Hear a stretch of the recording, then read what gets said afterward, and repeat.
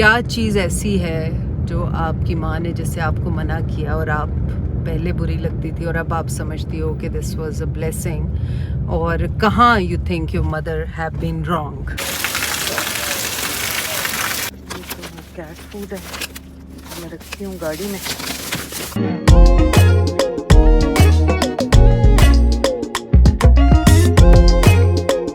अस्सलाम वालेकुम जी, welcome back to my channel. I'm checking out today, जहाँ से सिलसिला टूटा था वहीं से शुरू हो रहा है। तो friend of mine is coming to see me, तो I have invited her, is coming upstairs. तो हम यहाँ कॉफ़ी पियेंगे and then I will just leave to see my friend, other friend, and then to the airport.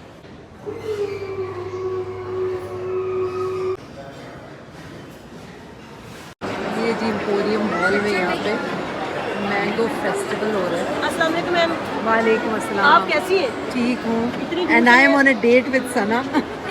सना से मैं आपको इतनी दूर से सिर्फ आपको मिलने आई। अच्छा चले, मैं आपसे मिल लेती हूँ पहले। ये आज मैं और सना निकले हैं डेट पे, क्योंकि ये जो मॉल है एम्पोरियम मॉल, ये बिल्कुल होटल से एडजेसेंट है।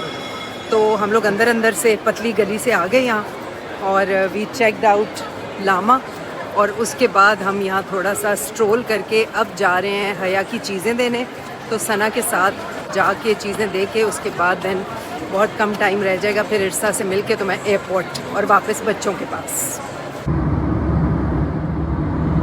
अभी रास्ते में हूँ, मैं इरसा से मिलने जा रही हूँ। It was her birthday and I couldn't see her because she was in Lahore, और लाहौर से कोशिश की मिलने की, तो पता चला कि मैं लाहौर आ रही थी। तो इरसा जिस दिन मैंने वापस आना था उसी दिन लाहौर, कराची से लाहौर आ रही थी। तो फिर ये इस तरह से हमारा क्रिस क्रॉस हो गया। तो मैंने कहा कि अब फ़्लाइट मैंने 8 बजे की कराई ताकि मैं इरसा से मिल लूँ। 3 बजे इरसा आई है, तो हम लोग अभी बस मिलेंगे कहीं कॉफ़ी शॉप पे, कॉफ़ी पियेंगे, चाय पियेंगे, एंड देन वहीं से मैं एयरपोर्ट चली जाऊँगी। तो काम मैंने बहुत से किए हैं रास्ते में आते हुए। सना के साथ, सना और सना के छोटे भाई के साथ हम लोग गए, हया की चीज़ें ड्रॉप की। वहाँ पे उन लोगों ने इतना इंसिस्ट किया कि आप बैठें, जल्दी नहीं जा सकती, लेकिन मेरी मजबूरी थी। तो खैर 5-10 मिनट उसमें भी लग गए। फिर वहाँ से वापस होटल आई, सामान लिया, गाड़ी में रखवाया, and now I am on my way. और 5 मिनट दूर हूँ बस इरसा से मिल के, then to the airport and then back home.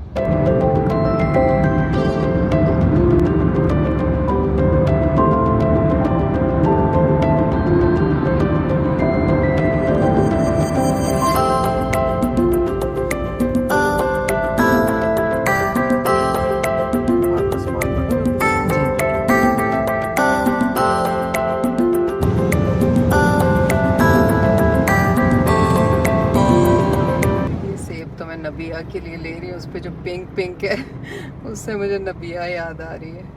मैं निकली हूँ घर से, घर पे फल वल सब कम हो रहे थे, फल लेने निकली हूँ। या को दवाइयाँ खिला के वो ज़रा अपना मैच देख रहे थे, क्रिकेट।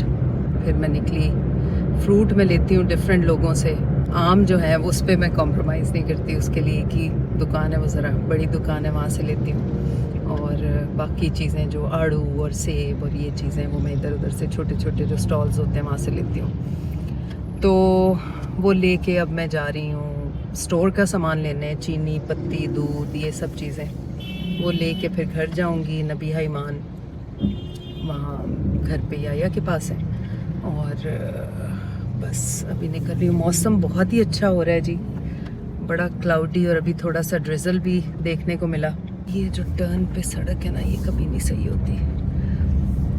तो मौसम बहुत अच्छा हो रहा है। आज मैं ज़रा बच्चों से और याया से आपकी बात कराती हूँ। आज मैंने याया से कहा प्लीज़ नहा लें, मैं आपका डाई लगा देती हूँ। कहते नहीं, आज बिल्कुल भी नहीं। तो हर रोज़ कल कल करते हैं, तो कल उन्हें ज़रा तैयार करा के उनसे आपकी बात कराऊँगी। अभी तो ह्यूमरस ब्रेस लगा हुआ है, उन्हें प्लास्टर था लेकिन वो उतार के कल हम लोग गए थे सुबह लियाकत, तो वहाँ पे उसकी मेजरमेंट दे के आए थे, तो बिल्कुल सही बन गया। तो वो लगा हुआ है, that which is very very comfortable. तो अल्लाह ना करे आप लोगों को कोई ऐसी सिचुएशन का सामना हो, फ्रैक्चर्स वगैरह, लेकिन अगर हो ऊपर के बाजू में, तो उसके इस बोन का नाम भी ह्यूमरस है, तो उस ब्रेस का नाम भी ह्यूमरस ब्रेस है, जो कि यहीं पे फिक्स हो जाता है और वो आपकी बोन को अपनी जगह पे रखता है ताकि वो सही से जुड़े। और फिर कंफर्टेबल भी है नहलाने के लिए, या जब ज़रूरत पड़े उसे उतार के आप अपना शावर वगैरह लेके ड्राई करके फिर वापस से लगा लें उसे, तो this way it's very comfortable even for the patient. कुछ कहीं से लिया है, कुछ कहीं से लिया है, सब्जियां और इजाफा ही होता जा रहा है। ये याया के लिए नमक पाए लिए, जलेबी मंचिंग के लिए, फ्रूट लिया 3 डिफरेंट स्टॉल से, और जी टॉयलेट पेपर टिश्यू बॉक्स ख़त्म थे, कुछ खाने पीने की चीज़ें टिश्यू बॉक्सेस लिए हैं, डबल रोटी इंश्योर याया के लिए। ये तो कैट फूड है, मैं रखती हूँ गाड़ी में, और कैट्स कुरकुरे उसमें होगा इंश्योर।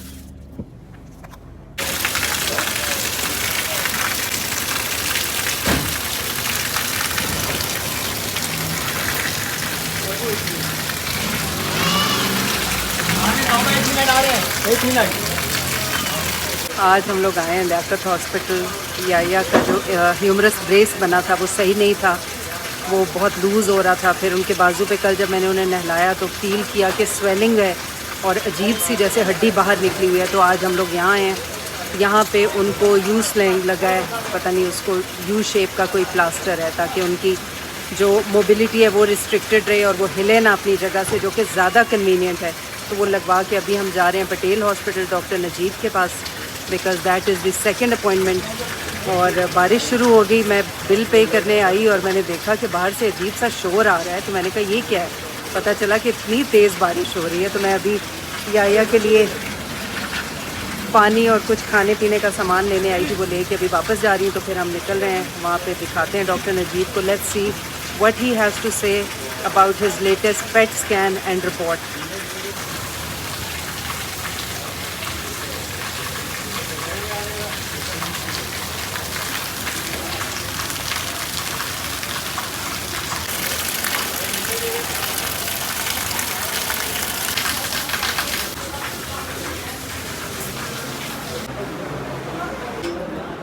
ये ले, ये पानी दे दो, चाय मेरी। किसको बुला रहे हैं? चाय।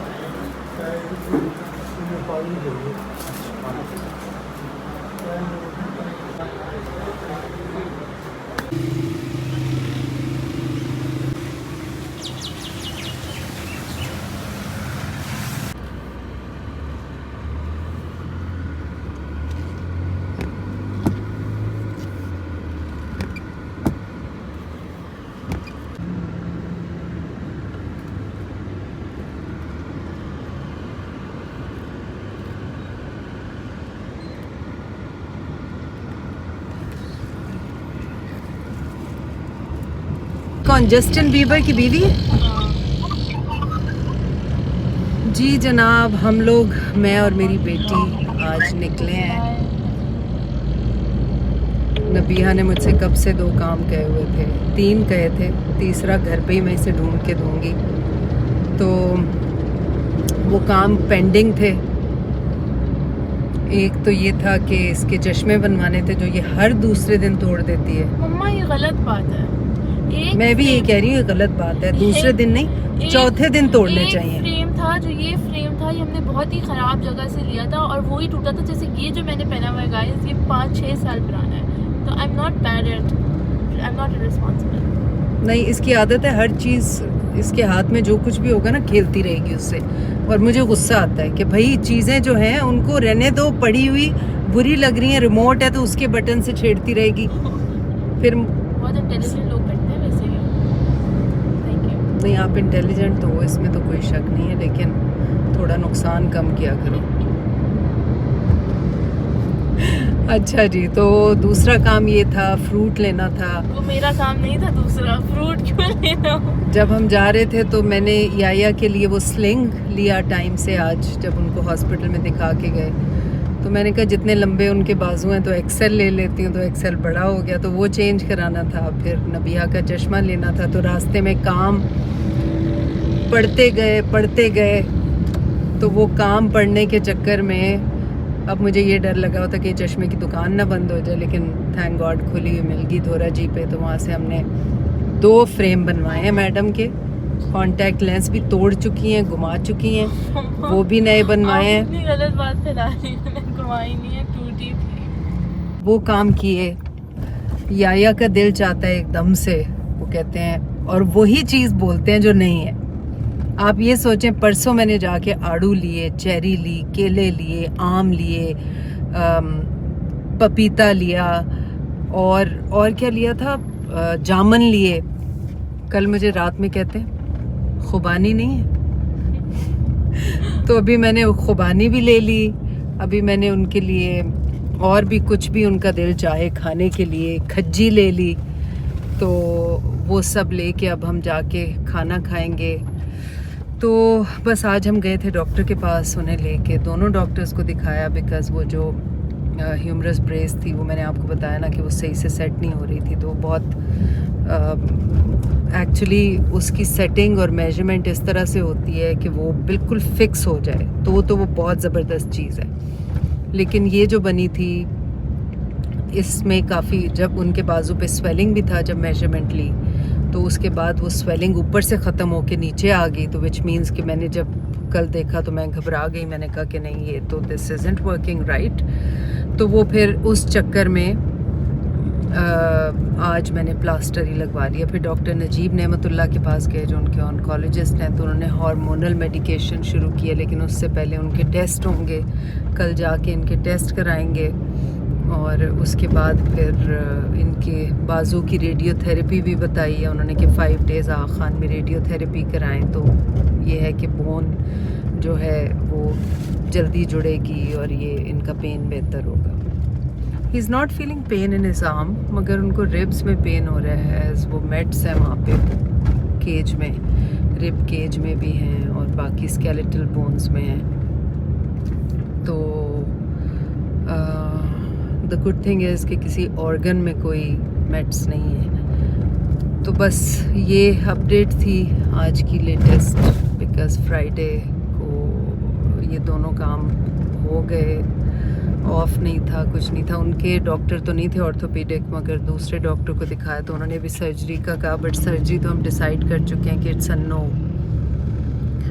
तो सर्जरी तो नहीं करानी। तो बस अब रेडियोथेरेपी का ऑप्शन है, वो देखते हैं 1-2 सिटिंग्स लेके। फिर आपको मैंने बारिश भी दिखाई है आज की। नबिया, ज़रा 1-2 सवालों के जवाब मैं पूछती हूँ, फिर कैमरा अपनी तरफ करो। बताओ कि 3 सवाल मैं आपसे पूछती हूँ, तीनों के जवाब दो। Number 1 question, what is that you know have been the hardest phase in your upbringing? मेरे हवाले से मतलब आप हाँ, कि मेरी जो पॉलिसीज़ हैं मदरहुड की, उसमें जब आपको ज़्यादा डिफ़िकल्टी हुई तो वो कौन सी एज के फेज़ में थी? तो मैं बच तो जाऊंगी ना। हाँ, बच जाएंगी बिल्कुल, मैंने ये कमिटमेंट किया हुआ है कि आई वोंट से एनीथिंग। और नंबर 2 क्वेश्चन इज़ दैट क्या चीज़ ऐसी है जो आपकी माँ ने, जिससे आपको मना किया और आप पहले बुरी लगती थी और अब आप समझती हो कि दिस वाज अ ब्लेसिंग, और कहाँ you think your mother have been wrong? Over to you. Number 1, I think that hard तो टाइम था, बट हार्ड टाइम वो था मेरे लिए सबसे ज़्यादा चाइल्डहुड में, जब आपकी और प्रॉब्लम्स होती थी। So you have a habit of letting out your problems in the form of anger on other people. ये commitment है आपकी।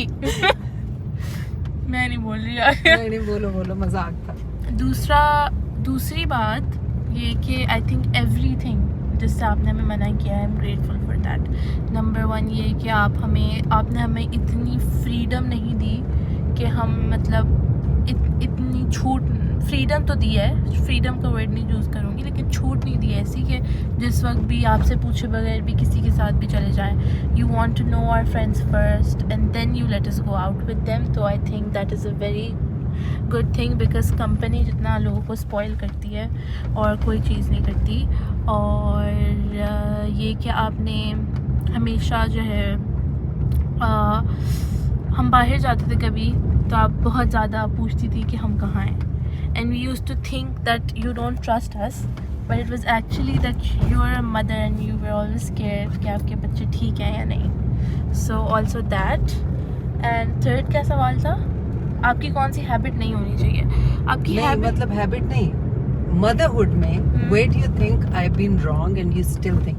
कुछ तो ऐसी गलतियां होती है ना कि बंदा कहता है कि हाँ था लेकिन सही था, लेकिन अब तक इस एज तक आप क्या समझती हो कि where I am wrong as a mother?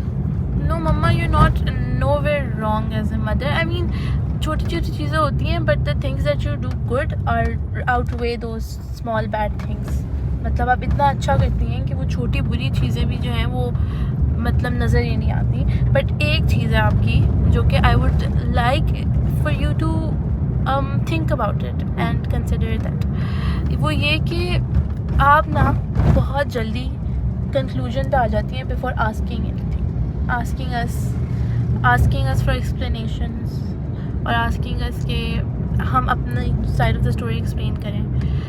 आप explanation सुनती हैं, but I think if you think that most of the times you are right about things, but sometimes I think you should let us explain as well. Correct. And अच्छी चीज़ें मैं बताती हूँ, वो उसकी तो लिस्ट वैसे ख़त्म नहीं होगी, लेकिन the kind of mother you are वो मैं अभी भी एग्जाम्पल ले सकते हैं कि आप पूरा दिन आज थकी हुई थी और डैडी को लेके गई थी, लेकिन आप मेरे चश्मे के लिए मेरे साथ चली इस थकन में. So that's how you sacrifice your own self for us. And अपने लिए आप कुछ करे ना करे, लेकिन मेरे और ईमान के लिए यू, और अंजर हैप्पा भी, लेकिन अब मैं और ईमान है तो you are always trying to make us happy. And trying तो नहीं, वो ट्राई हमेशा सक्सेसफुली होती है. तो you always striving for us. And काम पे भी आप होती हैं तो बस आपको होता है कि आप अपनी बेटियों और अपने हस्बैंड के पास फ़ौरन से वापस आ जाएं.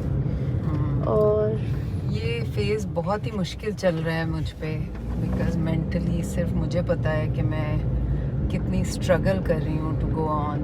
और ये जो आप कह रही हो ना to let out things and all, I think ये उसी का एक तो ये चीज़ मैं ये बता रही थी असर है. कि एक चीज़ है आपकी जो कि मैं बता रही थी, पहले मुझे मुश्किल लगती थी, लेकिन अब आई अंडरस्टैंड, अब आई लाइक इट कि एटलीस्ट इन सम वे आप अपनी सैडनेस और अपने मुश्किल वक्त मेरे साथ शेयर कर रही हैं. जो कि मम्मा की एक और बुरी आदत है कि वो जो भी फील कर रही होंगी वो हमसे शेयर नहीं करेंगी, तो वो अपने अंदर ही रखेंगी उसको और वो बात नहीं करेंगी. तो चले अगर उनको उसको इस तरह निकालना है तो नहीं मतलब you do give me a reason. अच्छा, हाँ, you do give me a little reason, but मैं थोड़ा ओवर रिएक्ट कर जाती हूँ. ये बात आपकी सही है कि ये हो सकता है, but as far as the life is concerned, I think I am going through a very very tough phase in life, very very tough, and maybe if this was the first one तो मुझे इतना feel ना होता, लेकिन जैसे ही इस तरह की कोई चीज़ सामने आती है मल्टीपल टाइम्स, तो फिर बंदा उसको बाकी चीज़ें भी पहले जो गुजर चुकी हैं वो भी आपको बॉदर करना शुरू हो जाती हैं, वो भी याद आती हैं. नहीं, इस दफ़ा आपको और स्ट्रॉन्ग होना चाहिए बिकॉज आपने पहले कर चुका. हाँ, I know, but then you know physical hard work is something else.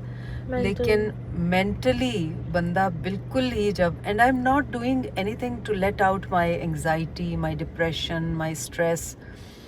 ना मैं जिम कर रही हूँ. कल हम गए थे वॉक पे काफ़ी दिन बाद, तो that was you know that helped a bit.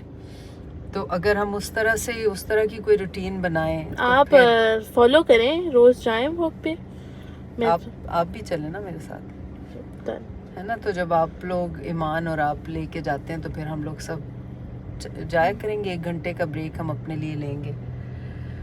तो that is the reason, and I don't want to be this way, but definitely we are humans. जब अपने ऐसे फेज से गुजर रहे होते हैं और जब आपने एक टाइम साथ गुजारा हो और आपने किसी को बिल्कुल अपने बूम पे देखा हो और उसके बाद आप देखें कि वो इतने कमज़ोर हो गए हैं, हेल्पलेस हो गए हैं, and they need support and they need others to move और टू डू समथिंग.